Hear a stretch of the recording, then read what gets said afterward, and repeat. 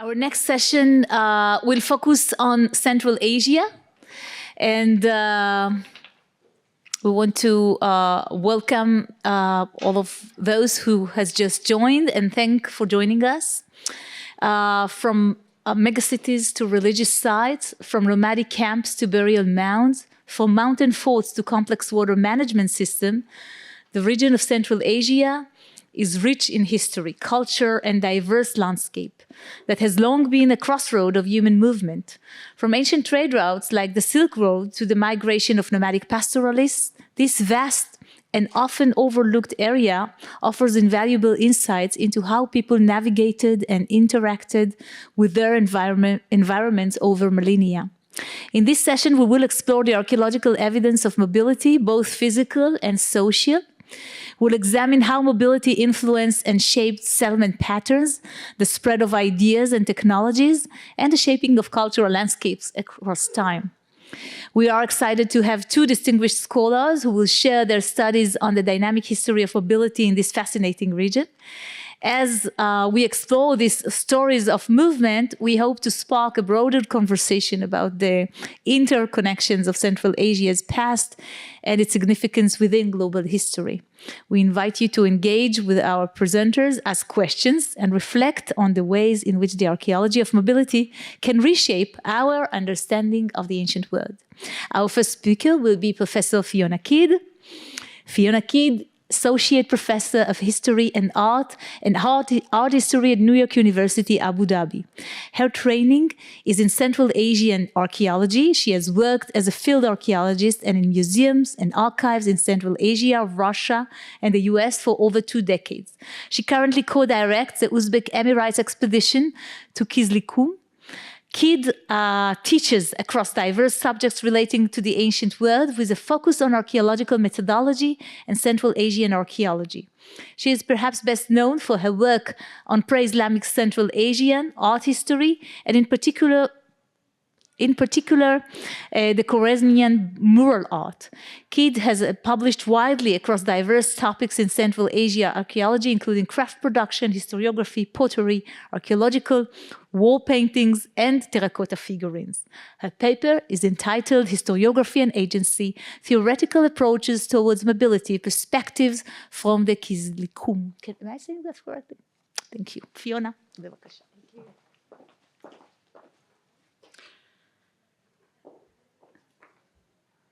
Okay, thank you.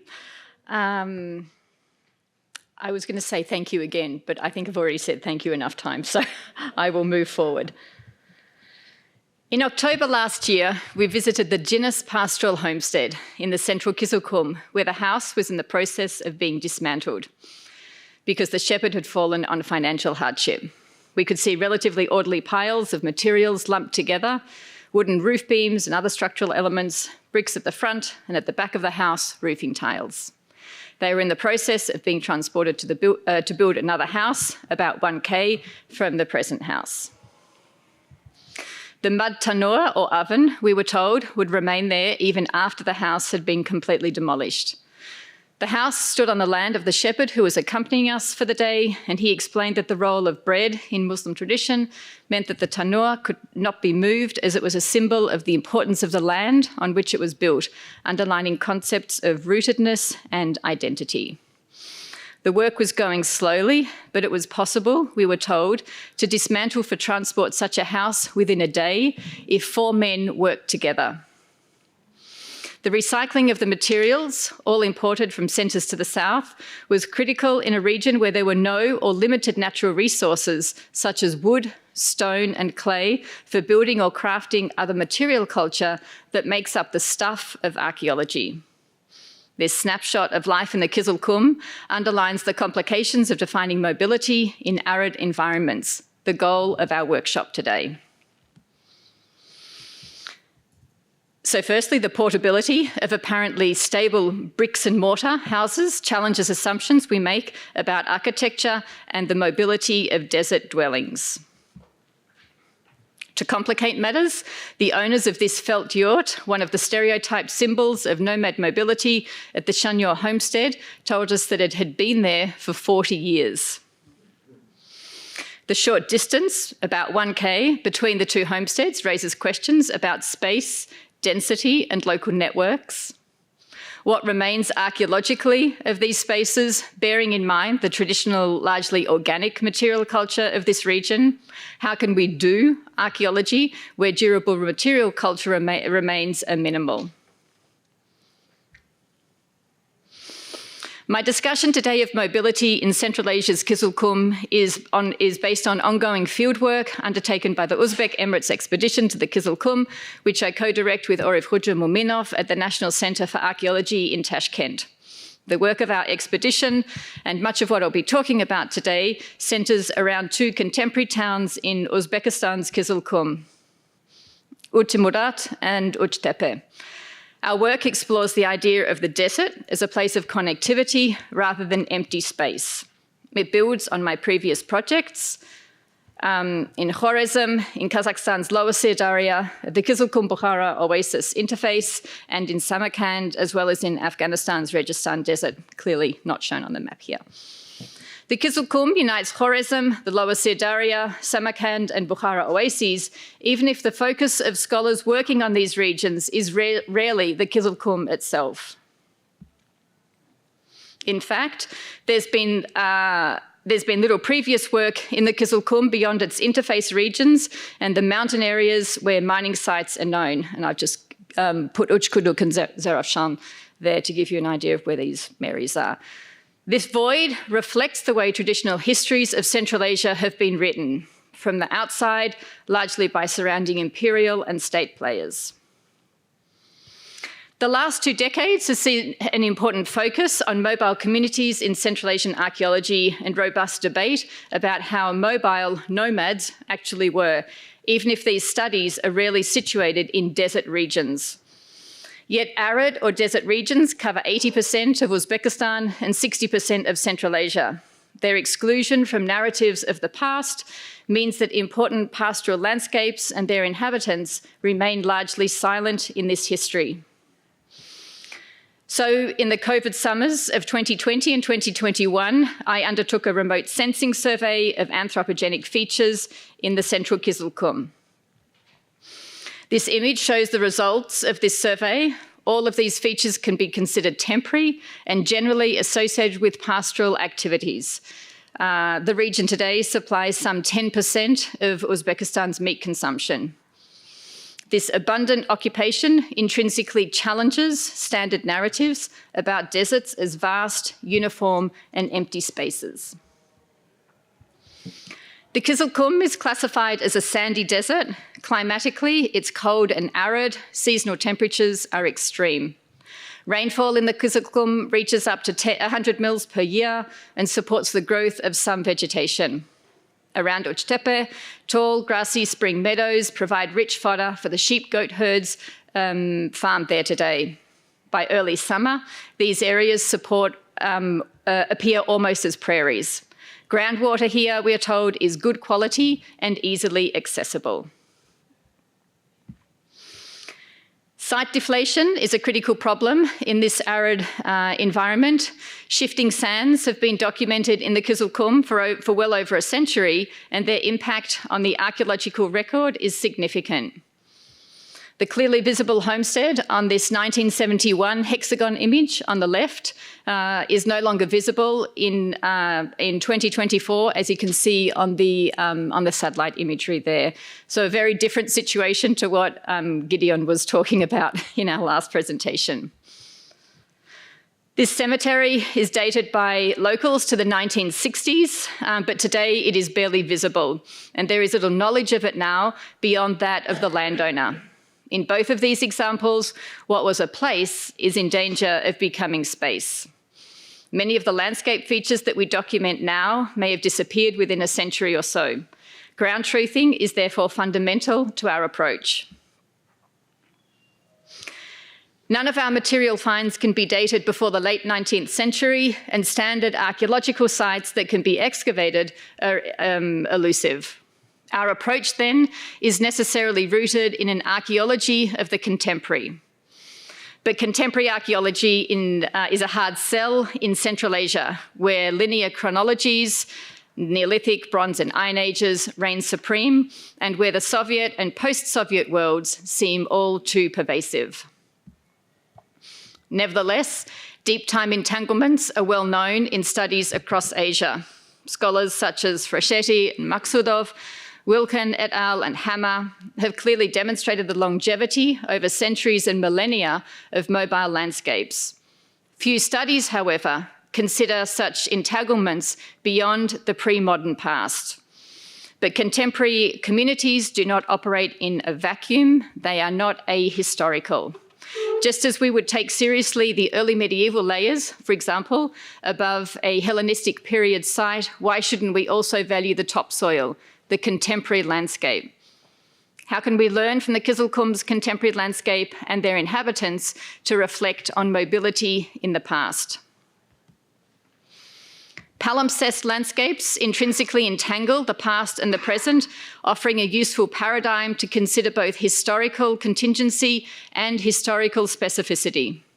Through this lens, our research helps to draw out questions around long-term continuities and fractures in the pastoral landscapes and material cultures of the Qyzylqum that are of intrinsic value for investigating mobility beyond standard narratives about nomads and empty deserts. So, turning now to the historiography of deserts and mobility and thinking about maps. As I noted above, traditional histories of Central Asia have been written largely by surrounding imperial and state players. The impact of this tradition is encapsulated by the empty desert standard narrative, whereby such regions are largely devoid of named places, as we can see on this 1875 map. And here you can see, you can't see my cursor. Well, the empty space, it says the sands of the Qyzylqum. You've got a couple of lines running north-south there.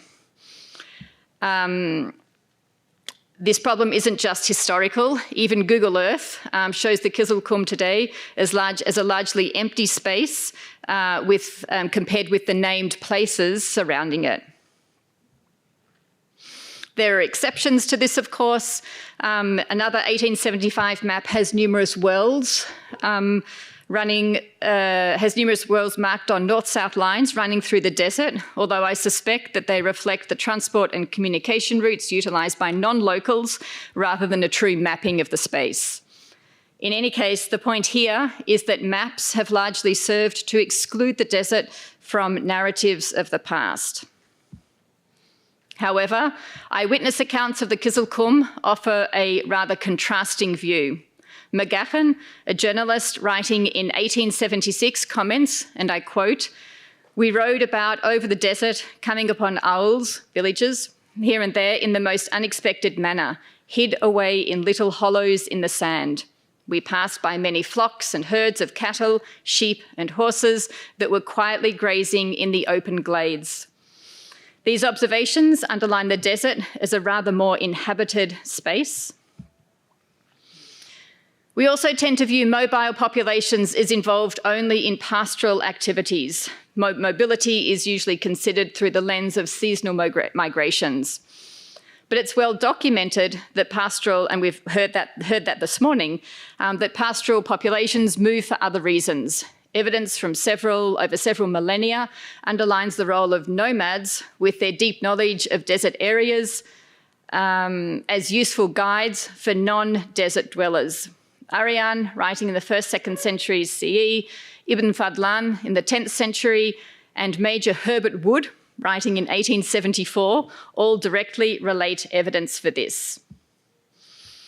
Wood says of the Kyrgyz, the local population, knowing every inch of the intervening wastes and possessing vast numbers of camels, sheep, and cattle, these hardy people provided the guides, the transport, and the commissariat which were required for the Russian advance into Turkestan, end quote. This point is important because it diversifies standard narratives about mobile populations beyond pastoral activities and which are useful to consider in any definition of mobility. Ecology offers a second lens through which to problematize perspectives that restrict nomads to mobile pastoral activities. In fact, a careful reading of textual sources points to the historical importance of ecology, linking living things with their physical environment in descriptions of these groups. Strabo's description of the Maksudov, nomads, but the name references fish eaters, points to foundational differences in the ecological niches inhabited by populations typically considered mobile. He observes, and I quote, "Some of them inhabit mountains, some plains, others marshes, which are formed by the rivers, and others the islands in the marshes." Ecological diversity then is another factor in understanding how arid and desert spaces are occupied. It also compels a micro or landscape perspective. In 1912, Peltz, in his study of the southern Qyzylqum, divided the region incorporating our study area into 4 different zones based on the dominant flora and described, albeit unevenly, the characteristics of these zones. I apologise for the quality of the map. That's about as good as it gets. His zone 2 is dominated by ak, or white, saksaul, a type of tree, as is the area around Uchtepe. He describes deep wells up to 32 metres deep with water suitable for drinking, which are utilised by villagers comprising 7 or 8 yurts with significant sheep-goat flocks and a few camels. The main income of the local population is selling sheep. Importantly, Peltz notes that the Kyrgyz in this region live in the same place year-round. This ecological diversity is important, and it continues to impact pastoral lifestyles and their footprint today. The shepherds in our study area, predominantly Kazakh and Karakalpak, self-identify as nomads or kochevniki and live year-round in the desert. But self-identified shepherds working at the Qyzylqum-Bukhara Oasis interface live in the oasis and travel out to the desert for up to 10 days at a time. They told us that they see the desert as a place of work. Differences in the materiality of the homesteads of the pastoralists in these 2 regions are immediately visible and manifest the ecological differences between the 2 regions. Here we see the simple mud brick hut at the Bukhara Oasis interface down below, and the rather more substantial homestead in the Uchtepe area in the photo above. One more point underlining why ecology offers an important perspective on historiography. Historically, terminology used to reference mobile groups has invoked landscape and lifestyle, as we've just seen with the Maksudov. The Kultobe inscription, perhaps the earliest Sogdian language inscription dated to the 2nd century CE, preserves a term, I've got it written for you on the screen here, which translates as people of the tents. Of course, similar terms are known across Western Asia, hence our decision for the formal title of our meeting. A related term appearing in 16th century Turkey language sources similarly references the Persian term for steppe or desert dwellers. These points about ecology reiterate the importance of ecological niches and challenge assumptions about deserts as uniform, sandy spaces. So, turning to agency. If historiography traditionally tells us about how history has been written, usually from the top down by outsiders, the shift to agency allows us to consider a ground-up local landscape approach. I understand agency here as the capacity to act in a given environment and the ability for local actors to have control over their own life and make their own decisions. In our study area, inhabitants manipulate and structure the landscape in ways that can be instructive for archaeologists. The material evidence offers important considerations of our broader goal of defining mobility. This image documents the abundance of landscape anchors around Uchtepe, homesteads, wells, woodpiles, animal enclosures, burials, and other structures. All of these categories have important features for understanding mobility and how we define it. I'll focus on 3: wells, homesteads, and roads. We see groundwater as the key structural element of the settlement pattern. This image shows wells documented to date around Uchtepe. You can see the data has been sourced from remote sensing, Soviet-era topographic maps, from local council maps, and from our own field work. Summer habitation sites are closely tied to wells, and this infrastructure has important implications for identifying mobile landscapes. How do wells structure? How do they facilitate and limit movement in arid environments? More generally, what are the key landscape anchors in arid environments, and how do they reflect landscape occupation? To date, we've documented 4 different types of wells, both in the field and using satellite imagery. We're entirely dependent on local knowledge for the documentation of the old or Shegin wells, sometimes called Kandim wells, on account of the type of wood from the Saksowul family used to fortify the shaft. And that's what you see in this image on the left. They're typically these old wells. Shegin wells are typically dated at least prior to the 1950s. The deepest well is reportedly some 30 metres deep. None is in operation today, as far as we've seen. Wells with a shaft are preserved today simply as a depression in the ground. This is what you can see in these images on the right-hand side here. And we're told that water from these wells with just a shaft was consumed only by humans.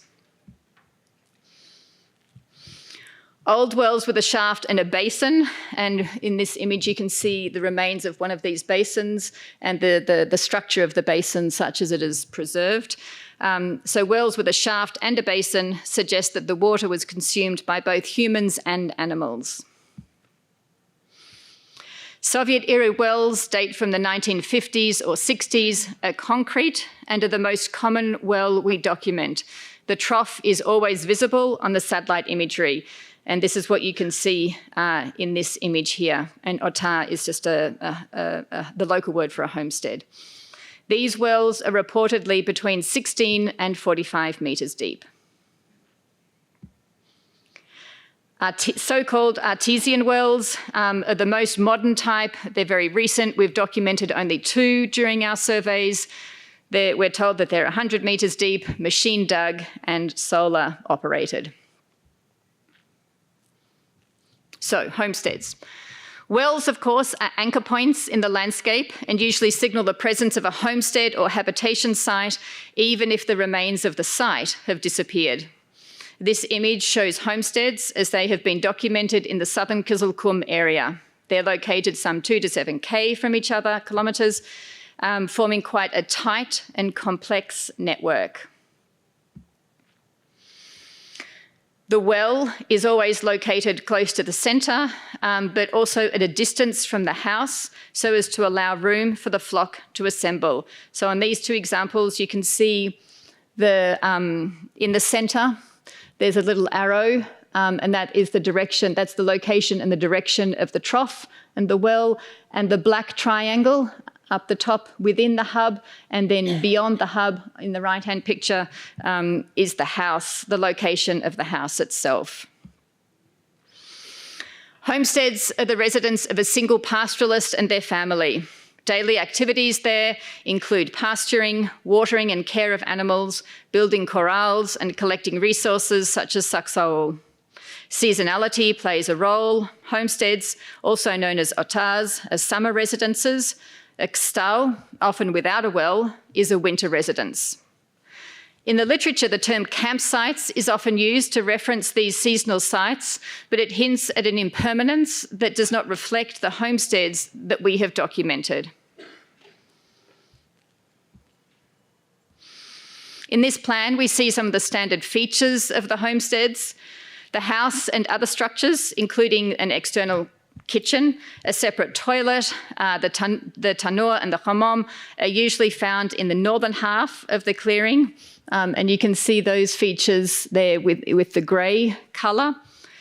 Animal enclosures are located around the edges of the hub, as you can see in the brown colour. And you could see the location of the water features in the centre of the hub. Animal enclosures are perhaps the most easily recognisable feature of the Qyzylqum landscape, and certainly the most numerous, thanks to the easily definable darker areas of waste, dung, and their clean boundary lines. Their various shapes indicate different uses, such as the separation of different herds, the isolation of sick animals, and for various stages of birthing. These two landscape anchors, wells and homesteads, with the enclosures, reflect how the pastoral landscape is structured and occupied, reinforcing the importance of a local or micro perspective on desert landscapes. Finally, unconstructed or dirt roads or routes similarly demonstrate how local actors engage with the landscape. Deeply inscribed, suggesting heavy use, they track local movement and represent the material remains of practice and intent. As we can see here, based on the 1971 hexagon satellite imagery, routes are characterised by a radial pattern and emanate from homestead hubs around Uchtepe. They clearly differ from the formal movement represented by asphalt roads, and that's this dark black line here, constructed by the Soviet state. In many ways, the connecting roads of this radial pattern point to the multi-directional accessibility of the homesteads. The network illustrates a connectedness of both people and place. The heavily inscribed landscape already visible at the beginning of the 1970s indicates that these roads had been in continual use already for many years at that time. In some ways quite surprising, given the relatively low population density and the sheer number of roads to be maintained through constant travel. These mapped routes demonstrate a perhaps surprisingly dense occupation of the Qyzylqum, which is at least partially reflected in McGachan's observation 150 years ago. He states, and I quote, "A map of the desert showing all the routes of the different auls, if it could be made, would present a network of paths meeting, crossing, intersecting each other in every conceivable direction, forming apparently a most inextricable entanglement and confusion."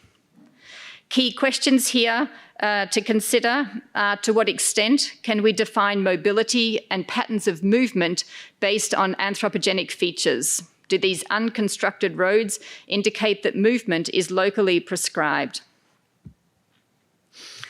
The mapped roads, however, tell only half the story. Animal and motorbike tracks add to this sense of dense or abundant occupation. Wood piles, always located on high visible points in the landscape, are key to this off-road navigation.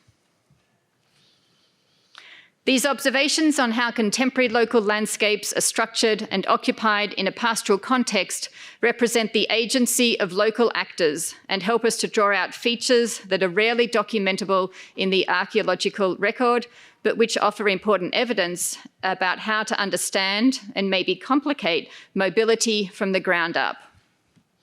In order to facilitate a discussion of a working definition for mobility, here are some key words and thoughts which we might consider.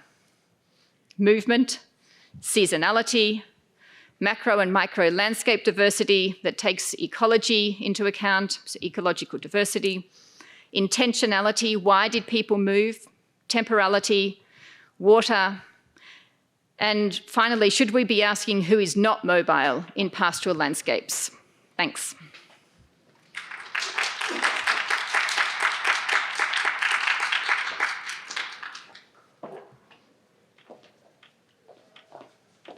Thank you so much, Fiona, for this fascinating lecture. We have some time for questions if someone wants to address.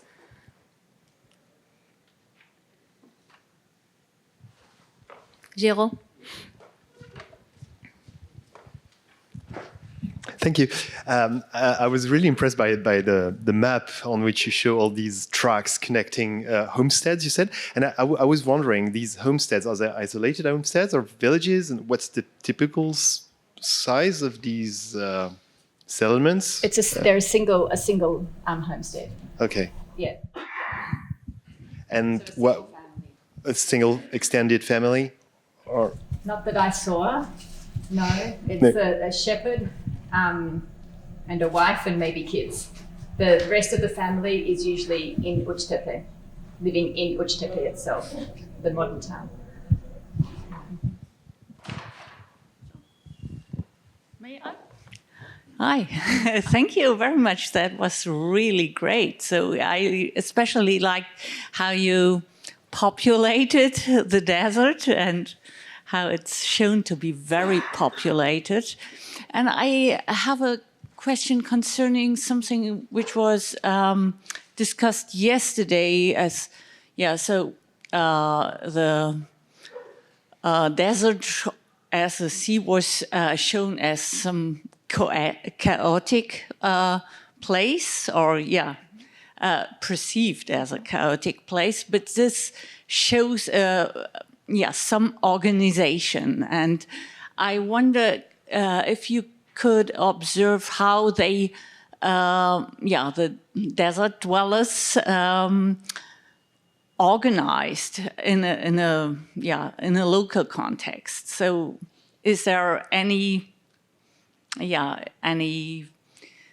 like a committee who's structuring the landscape? So yeah.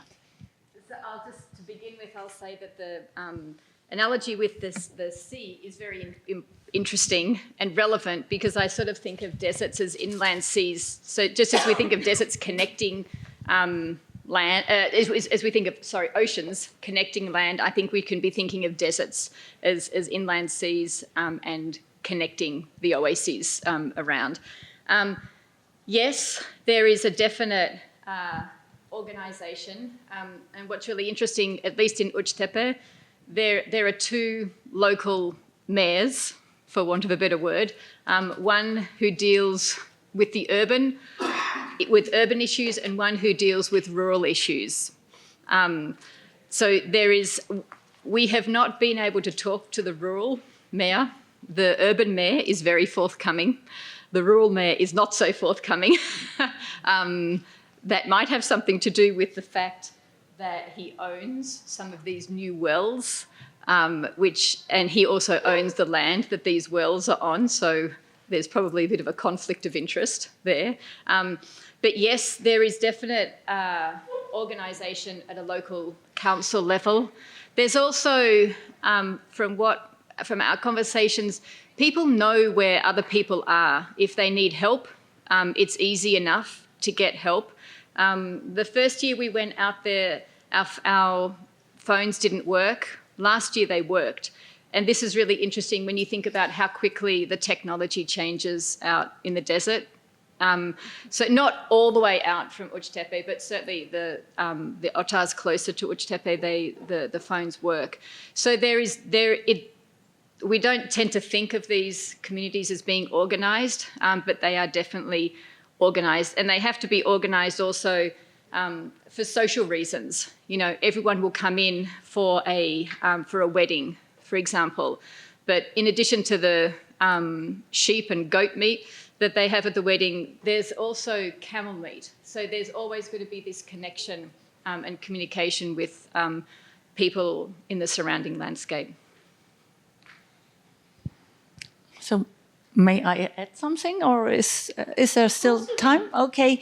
So yeah, I wonder, especially because Mariana Castro is here in the audience, and she's working on the turquoise resources in the Qyzylqum, and I don't know how much are your regions of research connected, because I think that resources like turquoise, very rare resources, should be managed somewhere in an organized way. And so I wonder if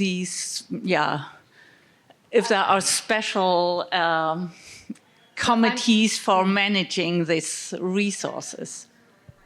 Well, the dates of the mines are probably they're not contemporary mines, I'm guessing. When was the latest time that they were being mined? Well, for turquoise, the 90s. There was some exploitation in the 90s. The 1990s? Yes, the 1990s. For other resources. But I mean, the mountains are a bit removed from the place where you're working, right? So yes. So the point that I was going to make is that, and I made it at the beginning of the presentation, the local ecology is very, very different. So where we are, as I said, there's no clay, there's no stone, and there's no wood. So, and whereas in the mountains and close to the Bukhara interface, you've got mud brick sites, you've got a very different way of settling the land. So it begs the question, you know, who was in this area where we are working now, and how were they connected? So the bigger question that you're getting to also is about craft organisation, and who is organising and where these organisers are. So I think it's a very complicated question about craft, the organisation of craft production. But if there's turquoise being mined in the 1990s, but it's in Kazakhstan. No, in the Qyzylqum. But it's in the mountains. I don't know. I have the impression that it's organised in a very different way compared to where we are working, even though it's not that, you know, maybe it's a couple of 100K away. It's not that far away. I have a question too, since I already have the microphone. So I've read some of these 19th century reports as well of travelers going into the Qyzylqum, and it's interesting that at least when they do cross these mountainous regions, they talk more about places or homesteads with several, well, homesteads at that time, more yurt, tent-based, little concentrations of people. Yeah. And I was wondering, so in this, what you were showing is a much more fragmented landscape where you have individual families spread out in a very thought out network that really seems to be thinking about landscape and resources. So there's a distance between these homesteads to also guarantee that there's pasture for all of these families. So that makes sense. I was thinking if this is something, a difference that we see because of the landscape or because the landscape has become more fragmented in recent times than it was in the past, where people had to be, or maybe more, or cooperating at a higher level and in more denser settlements that are also, of course, seasonal and mobile to some extent. So, yes, that was my question. Yeah. So, what we see now, the homesteads as we see them now, I think, from what I can understand, this type of more hard architecture as opposed to the soft architecture started to appear after 1969, when there was a massive flood and it washed away a lot of the yurts, we were told. And it was at that time that people moved away from the yurt-based domestic architecture and started this architecture. If you look on the hexagon imagery, you can see quite a few yurts, or what I think are yurts, and they're often clustered together. But when we asked the locals about this, they said that the yurts, there were several yurts there, because people came to stay, and these people were involved with the pastoral activities, and therefore they had to be accommodated in these yurts. So I suspect that it's part of this dynamic movement of the landscape, and there is always movement there, and the yurts will come, the yurts will go. You know, maybe it depends on when the photo was taken. Maybe there is a seasonality to it. Maybe it was birthing season or something. I don't know. But you know, the description that I read out by McGahan, you know, he's talking about villages of 7 or 8 yurts. So they were there, but you know, that can still be an extended family. Yeah.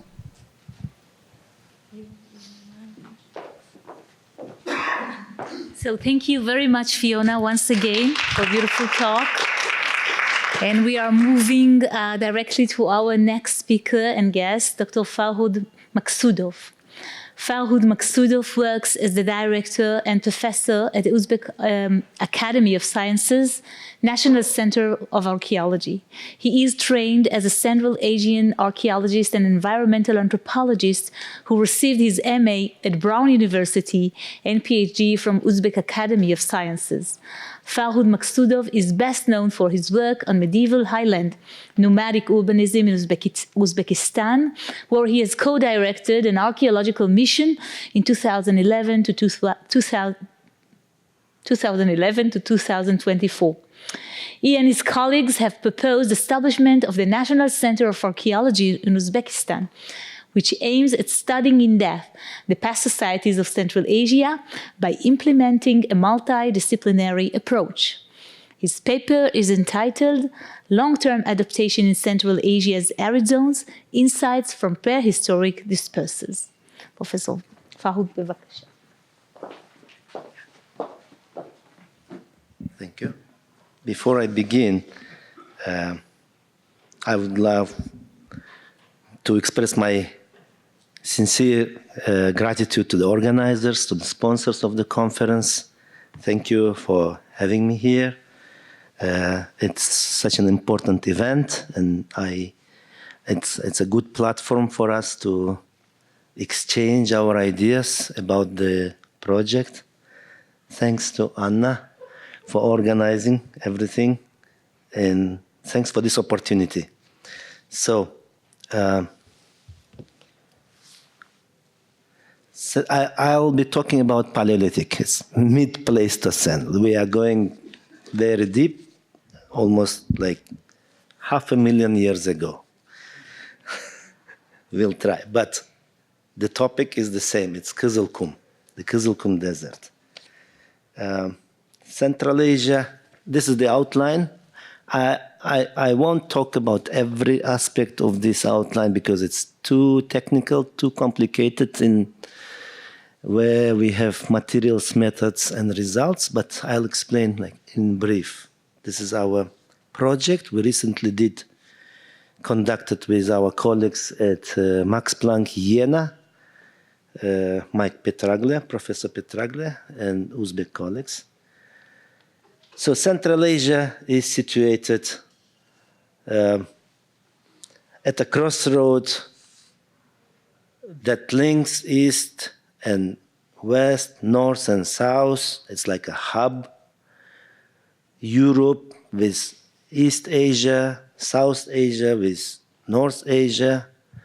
And because it's a hub, there is a lot of archaeological sites because people from the very ancient times crossed this area. But if you look at the map from the earliest map of the earliest exodus out of Africa migration, you can see that in Central Asia, several types of hominins mixed here. It already served as a melting pot several 100,000 years ago, who were the earliest erectus, Homo erectus, and then later incoming Neanderthals and Denisovans, and at the later stage, the modern humans, Homo sapiens. So,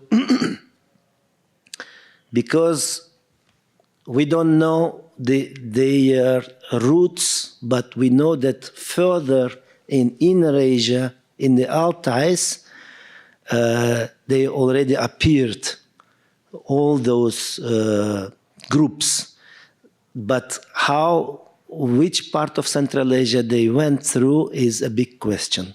There is a big theory that there is an Inner Asian mountain corridor, which served for later period huge migrations like Indo-European migration from southern Russia, southern Ukraine areas towards northern India through the Altai, Tian Shan, Pamir foothills all the way from the north to south. But was it the case during the mid-Pleistocene is a big problem. Why? Because in desert, in Qyzylqum, we find a lot of Paleolithic material. A lot of Paleolithic material, which is basically we concentrated this time into bifaces like hand axes, because hand axes, they have, because the material is scattered, there is no in situ archaeological sedimentation. We just looked at the bifaces within the technocomplexes, which means it was like lower Paleolithic, mid Paleolithic, more or less we know timing. And because there are more than 100 sites throughout Qyzylqum, in larger Qyzylqum, Kazakhstan and Uzbekistan, plus part of Turkmenistan. So we tried to find out whether at that time, like it is called MIS 15 to MIS 11, marine isotope stages, which is like 400,000 years ago to 100,000 years ago. At that time, what kind of climate changes between glacial and interglacial stages occurred in Qyzylqum, and was it dependent that the inhabiting large areas by early people dependent on climate change and the changing of the main water courses in this area. Okay, so in this map you can see the Paleolithic sites which we have put on this map. It's a big database we have collected based on all published materials, which started maybe 150, 130 years ago. There's a huge archaeological database in Central Asia. And if you look at geographical diversity, as Fiona told us, it's currently an arid zone called Arid Zone, climate of Central Asia. I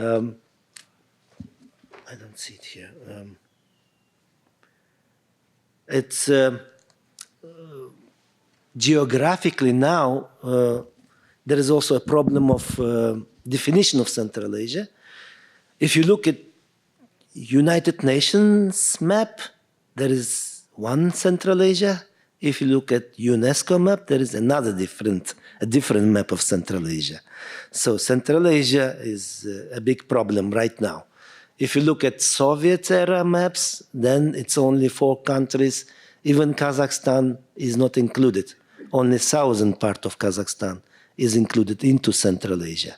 So currently there is a big problem. What to call Central Asia? For example, Mongolia and Pakistan are included in Central Asia within UNESCO map. But in archaeology, in geographic literature, which we used to read and deal with, Central Asia is basically Central Asian post-Soviet states, like the 5 countries which we think is Central Asia now. It's Soviet era definition, but in this research, our borders are political. We don't have information from China, we don't have information from Mongolia, and from southern part, like Afghanistan. So this part of Central Asia is very arid, very dry, and it's continental. Continentality is the main thing here. And it's very far from global oceans. For example, Uzbekistan is there are only 2 countries in the world which are called double locked from the world ocean, like Luxembourg and Uzbekistan. If you want to go to the sea, you have to cross 2 countries. This is the only country, almost the only country in the world. So it's very far from the seas, from the oceans, very continental. And you can see you can geographically say it's a drainage basin of the Aral Sea, or if you look larger, it's a drainage area of the Caspian Sea. These are inland seas. They are not technically seas, they're like lakes, but because they are huge, they used to be big. For example, the Aral Sea, it's now shrunk. There is no Aral Sea now, but it's all is the basin of the Aral Sea. The Aral Sea is in depression, which is now like minus 17 meters below sea level.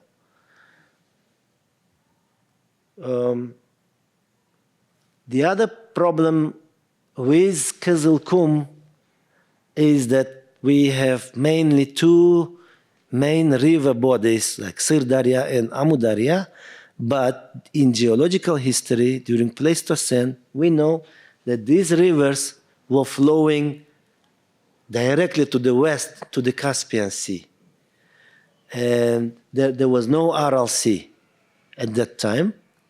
And because of the tectonic movement, the rivers started moving northward. And now there is the Aral Sea. And in the dried up bottom of the Aral Sea, you can find a lot of archaeological sites now.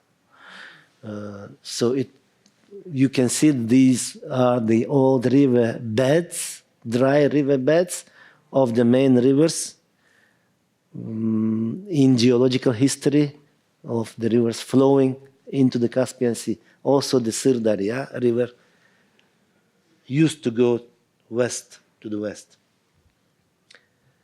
If we look at the Caspian Sea, it's also in the depression. It's very deep, it's minus 50 meters, something like that, in the deepest part.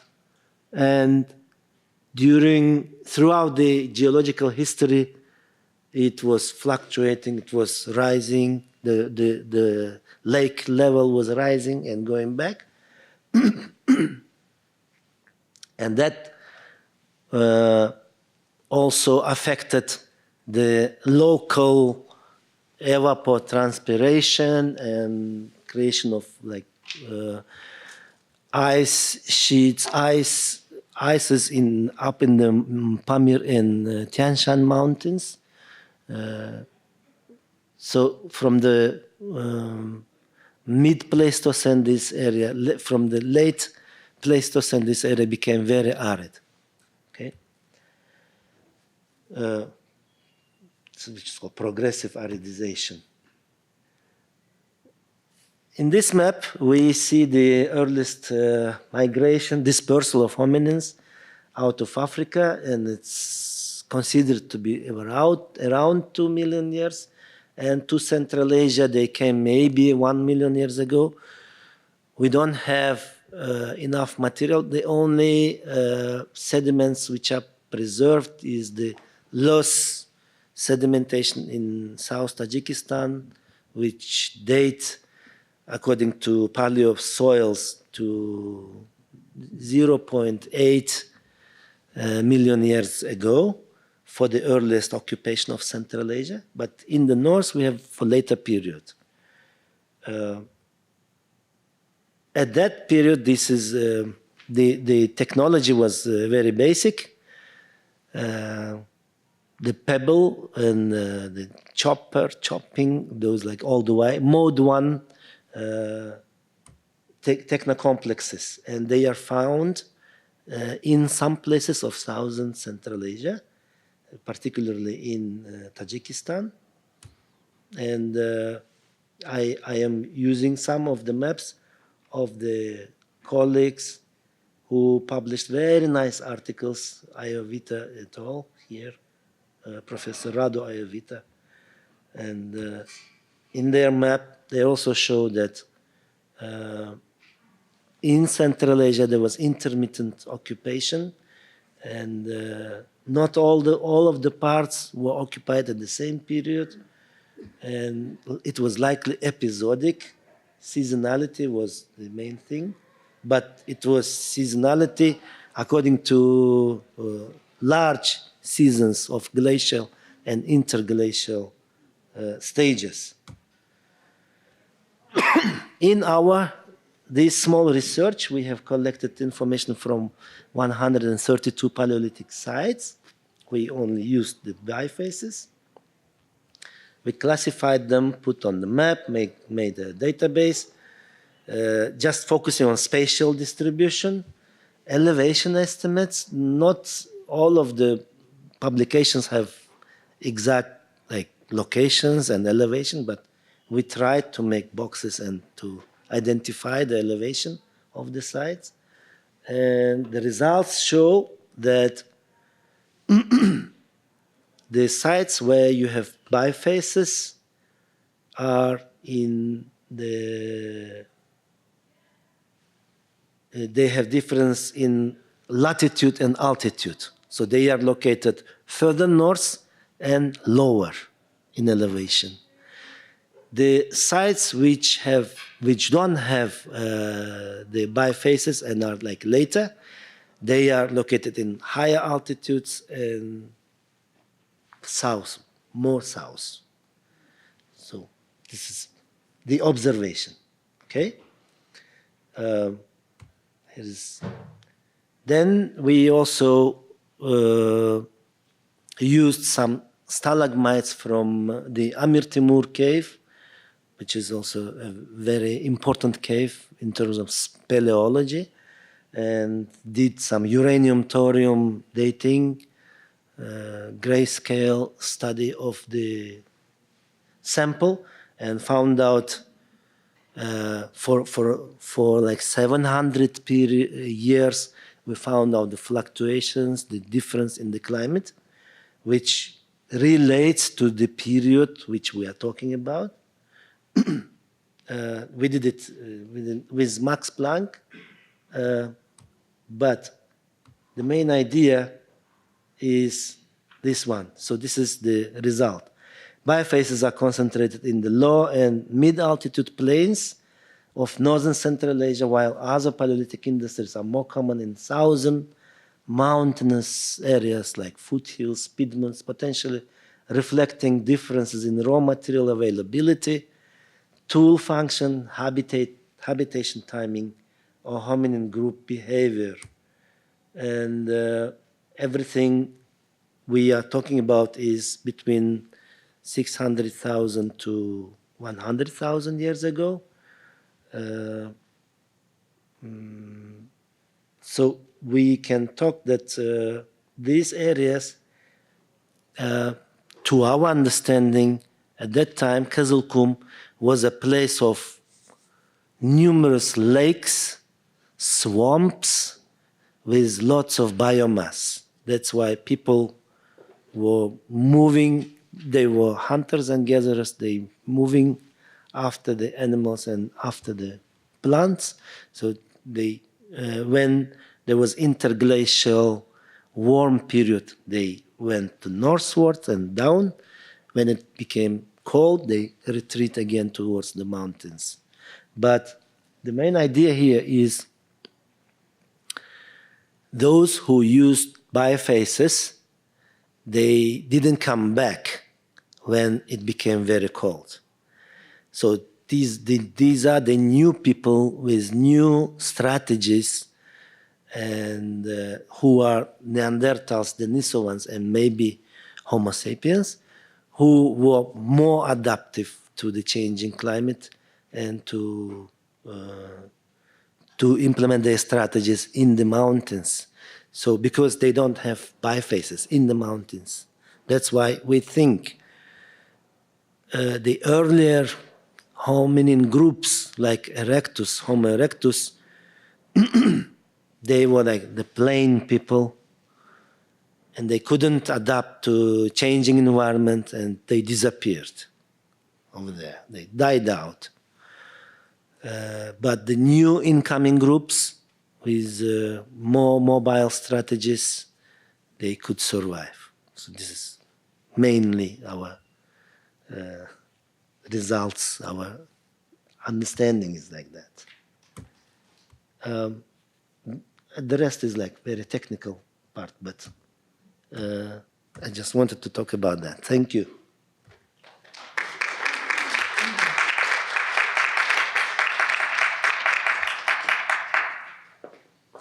Thank you so much for this lecture that is fascinating, takes us back in time. We have some time for questions. Yes, over there. Hi, thank you so much for this lecture. This was so interesting. And I had previously only heard of the Denisovan gene being spoken of in the Southeast Asian context.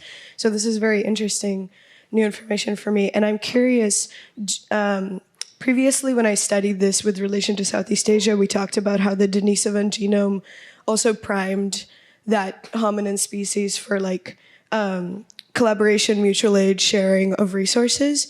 Do you think that that has also set up like a different way of social life in the region because of the difference in genetics? Oh, yeah, well, there is no direct evidence of Denisovans in like southern part of Central Asia right now. We know they lived in the Altais, but we are having a big project with Novosibirsk Archaeological School, the Revanko School. They are coming to Uzbekistan. They are studying Obi-Rahmatian. They call it now like a culture, Obi-Rahmatian. And they say that it was started, very similar process started 240,000 100,000 years ago in Israeli sites, very similar in like the nearest, and then they follow in the foothill and mountainous areas the incoming diffusion of this culture to Central Asia and further to Altai. And they say, like Paleolithic scholars say, that it was a different techno-complex, a different strategy, like people with different strategies and techno-complexes who are maybe like Neanderthals and plus Denisovans, because they think this is the only route they appeared in the Altais. And with this research, we tried to find out what about the desert. Okay, everybody's talking about mountain corridor, but in desert we have a lot of other material also, Paleolithic material. So now we think that for desert material, it was different people, different groups, earlier groups who couldn't adapt to the mountains. I think Neanderthals, Denisovans, and Homo sapiens, they were almost the same. They had like similar strategies in the beginning at that time. Of course, later, Neanderthals, we know that Neanderthals and Denisovans became very isolated compared to modern humans.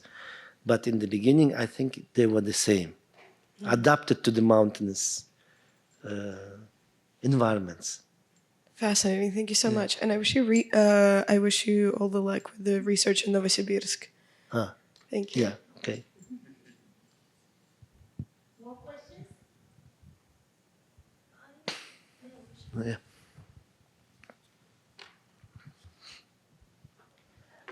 So I know this is a bit later, but when Vinogradov and the Khwarezm expedition and Mamedov were doing the excavations at Lavlyakan, the lake in the inner Qyzylqum, and then all the other sites that they were surveying, because they were very looking for prehistoric sites, it seems that there is although some of these more permanent settlements around the lakes are no longer inhabited in these kind of pit structures, the sites continue to be visited and occupied by perhaps more seasonal people or whatever. They never say anything, though, about the substitution of a population by another. So it seems really that the same population who lived in the Qyzylqum is slowly, throughout time, adapting to a changing environment. And this is done throughout centuries and centuries. And so for the Paleolithic, how does this narrative of a new population appearing from another place is justified instead of just saying that it's the same population slowly adapting to a new environment? So, interesting question. I don't. You are talking about the Celtaminar people. This is like Neolithic period, which can be true, but for Paleolithic, the change in the techno-complexes is very sharp.